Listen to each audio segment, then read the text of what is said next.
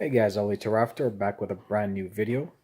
Today I want to talk about the Section 609, just continuing on that topic, continuing on the topic of disputing, and more importantly, that particular Section 609 thing. Now, many of you know that I'm highly against it. A lot of people on YouTube and, of course, on the internet are saying that 609 is the best, use it, fight these creditors and get the outcomes that you want.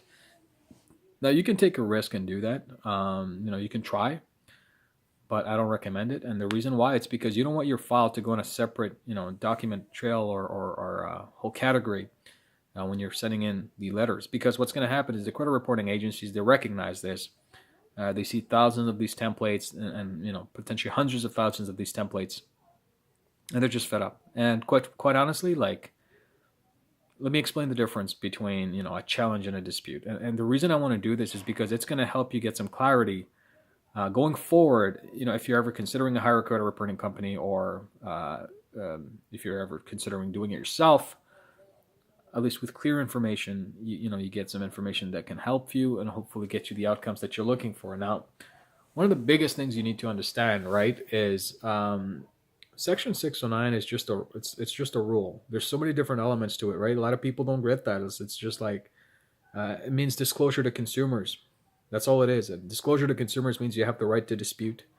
You have the right to request investigation. All these type of things. But end result is, like, that's not enough to fix your credit. And one of the biggest things I want you to understand is a lot of these items that you probably be disputing, and let's be honest with each other, it's probably valid. It's real debt.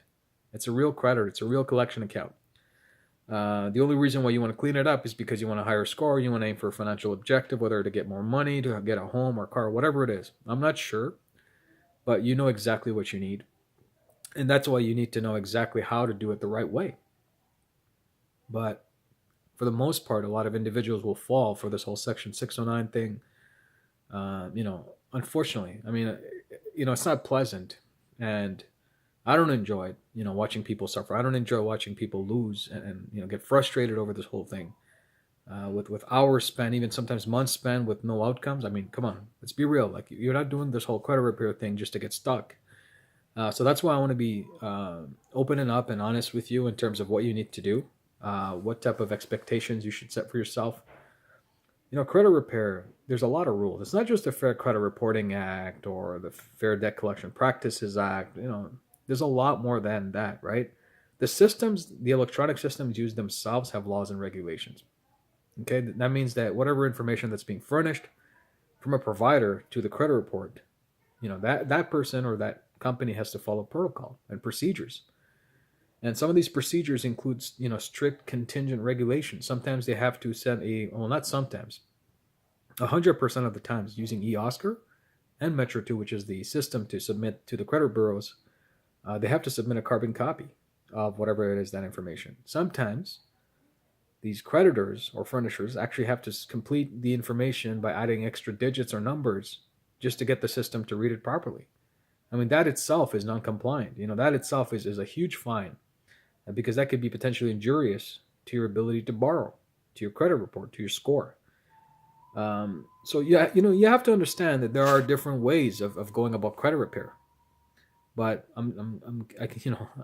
it's just so frustrating to see. Like, I can guarantee you, this whole Section 609, you can have outcomes, okay? Like, they can get lucky. People say handwrite your letter, submit it, and all that stuff. I mean, look, you can get lucky, but you don't want to play with luck. I mean, this is credit. This is, personal financial goal. It's your information. That's, you got to do it the right way. You don't take a risk with your credit, okay? And you don't definitely listen to people who don't know what they're talking about just because they came across free information on the internet and they downloaded an ebook and now they want to make a whole business out of it and driving their Lambos or their fancy things. Like, I don't care about all that stuff. I'll be honest with you.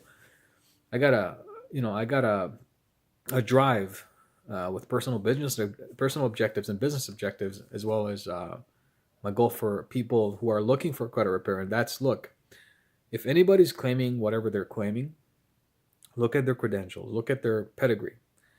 And another thing you need to know is, okay, well, now you know that it's not just about the FCRA. Now you know that disputing is probably not the best way to go, because if you do that, items can come back verified. You know this. If you go to court, if you get sued or you're suing, and you have to show up, and the prosecutor asks you, which is, the plaintiff side, asks you, are you disputing that this account isn't yours?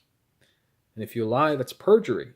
You can go to jail and you can walk away with hundreds of thousands of dollars in fines. Or you can do it the right way, which is challenge the compliance of how the credit reporting agencies are collecting information or how the furnishers are submitting it to your report in the first place. And stay true to the game, stay true to the way that it's got to be done right. Don't compromise for anything less. This is your personal credit we're talking about.